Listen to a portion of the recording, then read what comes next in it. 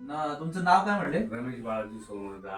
तुम्ही तर आता स्पष्ट बोलताय. तुमचं 5 दिवसापूर्वी आपण उपचार चालू केले हो, होते, चालू त्यावेळेस केले. तुम्हाला बोलायला काही त्रास होता ते सांगू शकता का? बोलता येत नव्हतं, जास्त त्रास व्हायचा. ते प्लेनचा झटका मारला होता. पॅरालिसिस, चेहऱ्याचा पॅरालिसिस झाला होता. चेहऱ्याचा. अच्छा, म्हणजे आता तुम्हाला आपण 5 दिवसामध्ये जे उपचार केले त्यात तुम्हाला किती बरं वाटतं? जवळजवळ 75% बरं वाटतं. या समाधानी बरं. माझी विनंती आहे सगळ्यांना का प्रत्येकाने इथं यावं आणि उपचार करून घेतला. याच्या अगोदर तुम्ही उपचार घेतलेत का ह्या हो, पॅरालिसिस? घेतले नाही. मनसरला गेलो होतो एका डॉक्टरकडे, हा. पण मला ती ट्रीटमेंट नाही आवडली. सकाळी गेलो ना, संध्याकाळ व्हायची 5 वाजता. ते फक्त 2 इंजेक्शन दिली, गोळ्या दिल्या, बाकी काही नाही. नारायणगाव त्यांचं हॉस्पिटल चालू केले म्हणून ते मला इथं घेऊन आले. तुमचे उपचार चालू झाले. तुम्हाला किती कॉन्फिडन्स आहे आता? किती बरं नाही, वाटतं? मला बरं वाटतं 100%. 100% बरं वाटतं. आता तुम्ही ज्या काकांना ऐकलं त्यांना चेहऱ्याचं पॅरालिसिस म्हणजे बेल्स पाल्सी झालं होतं.